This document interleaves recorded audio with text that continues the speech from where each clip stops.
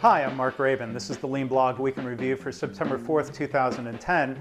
It's the first weekend of college football season, so I'm showing my Northwestern Wildcat Purple Pride, and that's also the first place I learned about lean as an undergraduate at Northwestern, so go Cats!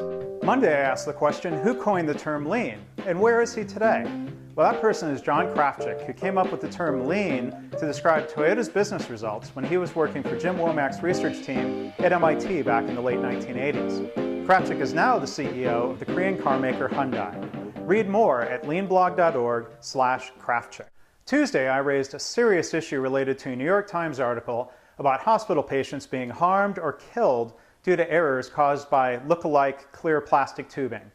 In one case highlighted in the Times story, the hospital mixed up the tubes, and instead of snaking a tube through a pregnant patient's nose and into her stomach, the nurse instead coupled the liquid food bag to a tube that entered a vein. Well, the patient was soon in agony and she lost her baby.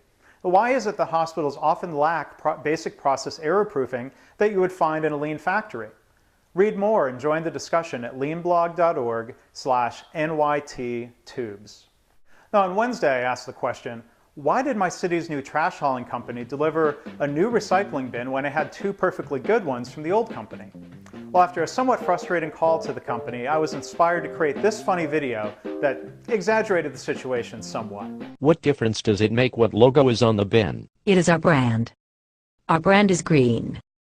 We are maximizing shareholder value. Don't you think you could better maximize shareholder value by not wasting money, by giving customers new recycling bins, when they already have perfectly workable bins? Our bins are green. Now you can watch the whole video and see reader comments and discussion at leanblog.org/greenbins. Then on Thursday, I published an email interview with Justin Holland, the managing principal at GE Healthcare Americas. Justin answered my questions about how GE Healthcare started integrating Lean with Six Sigma and what challenges their hospital customers face when integrating Lean.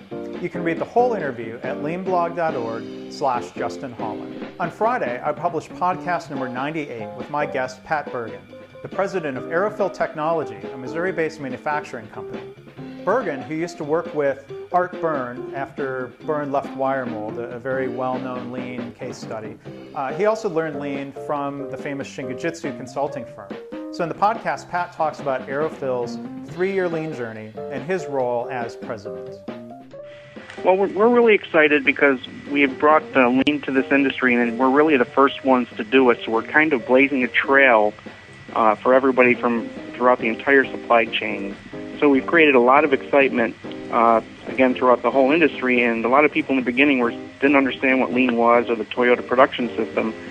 But today we have engagement from throughout our suppliers right up through to our customers, where they're actually flying into our facility, and we're having weekly events helping drive down costs and driving efficiencies for all companies, not just ourselves, but for our customers and for our suppliers. And you can listen to the whole podcast at leanblog.org/98, or you can subscribe to the podcast series via Apple iTunes or other methods. And finally, on Saturday, I posted a link to a funny, well maybe unintentionally funny story from NPR's All Things Considered on Friday. An Australian economist who's an expert in incentives, that's their words, tried to use incentives at home in potty training his 2 children, and as they sometimes say on the internet, hilarity ensued.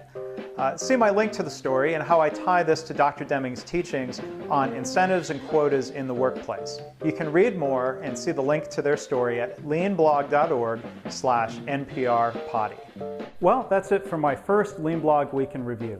It's a bit of an experiment, so let me know what you think. Post a comment if you're watching here on YouTube, or you can go to leanblog.org/review1, or you can just email me, mark@leanblog.org, and let me know what you think.